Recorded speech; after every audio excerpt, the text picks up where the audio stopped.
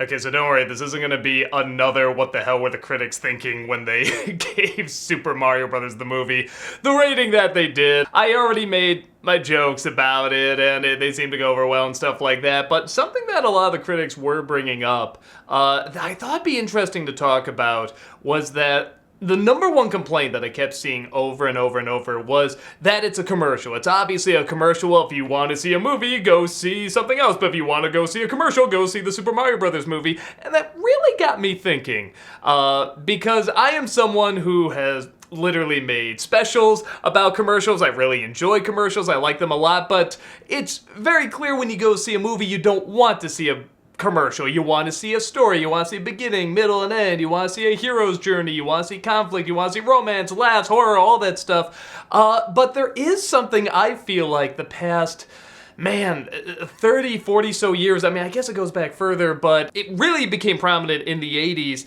is that commercialism has really kind of taken on a life of its own, and in a strange way has impacted storytelling, sometimes for the worse, sometimes for the better. And I know it's gonna sound insane. I'm just gonna say right now, this isn't a make commercials movies kind of thing, or make movies commercials. First of all, they tried something like that with the Geico Caveman. It was horrendous. But on top of that, it's something where I still stand by that storytelling should be at the center, characters should be at the center, but what makes commercials interesting is that they're trying to do something that is still trying to sell a product, yes, but the way they sell the product is they try to point to you and say, no, we're not doing this because we want to make money, we're doing this because we value what you value. You need something and we have it, we want to help you, kind of thing. And is that usually what it is? Once in a while, maybe, but most of the time they just want to make money, obviously. But they're trying to take all the things that we value and they're trying to sum it up in a small amount of time.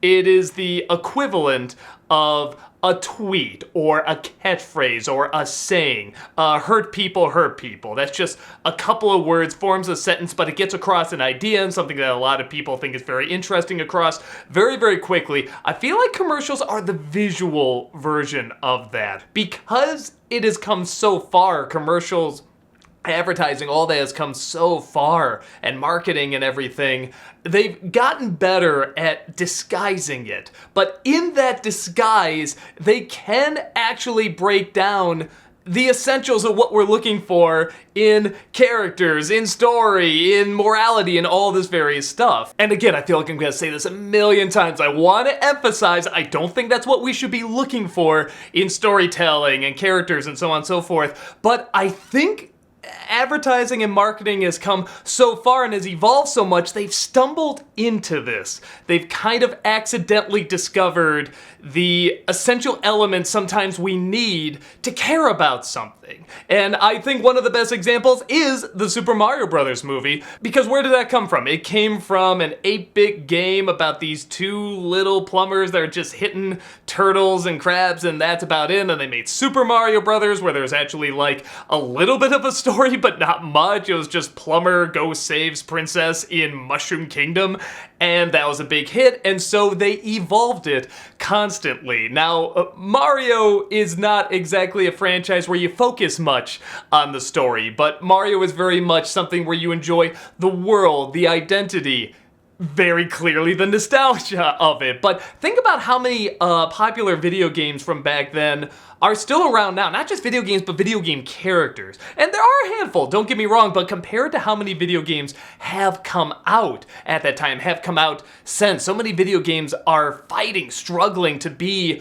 relevant. So now with Mario Brothers movie, that seems to have a relatively large divide among critics and moviegoers, it seems like there's this new evolution that has come from kind of this marketing standpoint, but it's a part of us that welcomes it if it's done cleverly and still represents something that we do value. And I think the main thing I want to get across with this video is two things. One, you can still make a good movie even if it's a commercial, and the number one best example of that is the Lego movie. Like, people were upset the Lego movie was not nominated for more Oscars. Now think about that before you've seen the film. When you heard they're gonna make a Lego movie, like a feature-length film with a beginning, middle, and end, and main characters and stuff, and you haven't seen it, but you're gonna hear that people were upset it was not nominated for more Oscars. Like, that is mind-blowing. So, yes, you can take something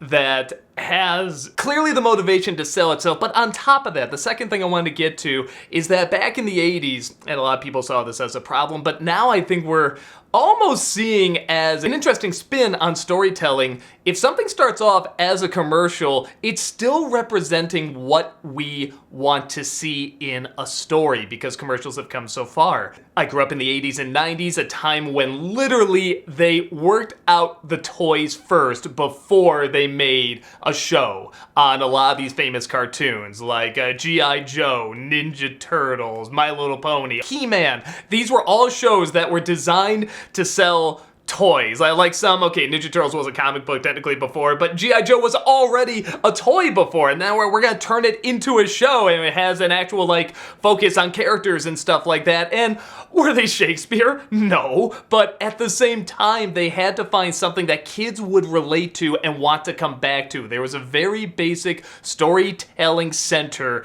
that they had to tap into very quickly because they had to sell it very quickly.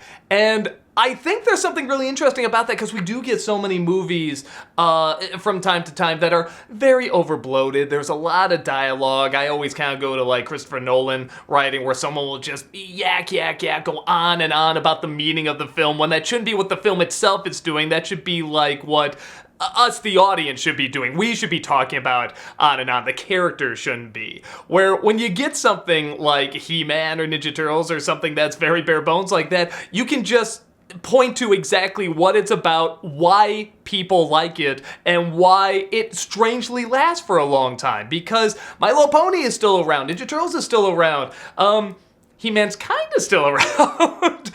They've had a few attempts with varying results. Transformers is still around. Good God, a robot that turns into a truck. It's essentially selling two products at the same time, but they are still making movies and they're still doing shows, and they've given these characters, like, you know, these backstories. Now again, to varying results. I don't think the Transformer movies are particularly good, but I did enjoy the first one okay, because it knew what it was. It was a commercial, but it was still tapping in enough to having fun and getting across just enough of a bare bones story of good versus evil and robots turning into trucks and turning into lasers and so forth to give you a good time.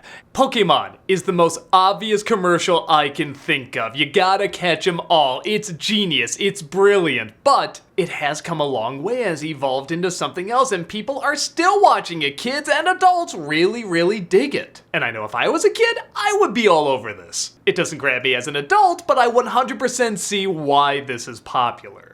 I think if they can do it in a way where they acknowledge, yes, this is an advertisement, but we're gonna kind of have a good time with it. We're gonna celebrate that people do, yes, get into products. It's kind of the same thing with Christmas Story. Everyone gets really angry, well, it's about commercialism and the kid just wants a BB gun instead, but that's part of childhood. That's even part of adulthood. We're gonna want things. We're gonna be longing for things. We're gonna be wanting things that we can't have. That's why we love to watch reality shows about rich people, you know, or these lifestyles that we can never have. Well, we're fascinated by it. Sometimes we like to see those people crumble too, because we're like, haha, see, you're not so great kind of thing. There's a whole psychology to this, but all of that can be tied into storytelling as well. And I think there is something to these narratives that you can also see in something that's very clearly a commercial. And with the Super Mario Brothers movie, I really feel like it isn't advertising itself over what people are looking for with the characters and with the story. They are looking for something that's going to reflect what they grew up with and what they enjoy about the characters and the worlds and so forth. And they are going to update it. They're going to make some changes here and there, but they still represent what it is that we really, really like. The reason I like that stuff in the game is not just because it's fun to play, but it is imaginative. It taps into something we like to see. We like to see as children, and we like to see as adults to some degree. Now, that still doesn't mean these are masterpieces. You know, the Super Mario Brothers movie, the Sonic movie, everything are not the Lego movie. And I'm not gonna lie that every single thing that a lot of people connect on, I'm always gonna connect on. I've never been a big fan of the original Space Jam, and I was very excited to see that. I was very excited to see Bugs Bunny and Michael Jordan. I grew up on those commercials, but that really was one where it didn't capture the voice of the characters that well. I didn't think the Looney Tunes were that funny. Whereas something like Space Jam 2, despite how cringy as hell it is, to me, that's part of the fun, and the humor is also much more, a little bit more on track what I'm looking for with the Looney Tunes, sort of the self-aware wordplay, and they tried to up the game, they tried to make everything bigger, but yes, there's gonna be a ton of cringy, soulless advertising in it that's really, really, you know, uncomfortable and weird and awkward, but there is also a strange joy to that too, and in a strange way, I found appreciation for the original Space Jam in that respect too. Like I said, it's not my thing, but I do like it for being a 1996 time capsule. I've said that a lot of times, but I do think there is something to that, to looking back and saying this was popular then, why? Why was it popular? And I always think that's interesting for whatever it is, even if we hate it. Why is something popular? I've gone on and on about how I'm not a big fan of Way of Water, but I think it is very important to figure out why it is popular, why people kept going back. And I think it's very obvious. People like this world. They like being in this world. And critics kind of gave that a slide, which I thought was very strange because the script to me was much more insulting in that, because it's trying to act like it's gonna save the world by saying a message that's like over 30 years old and not adding anything new to it, but they're acting like they're really subtle about it.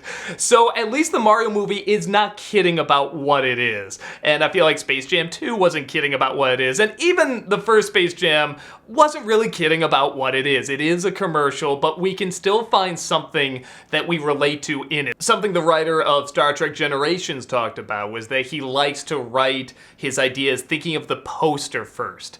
And you would be like, what? That's a terrible idea. What's wrong with you? But when he was thinking of the idea for Star Trek Generations, he was thinking of the two starships looking at each other and it says only one will survive or who will win or something like that.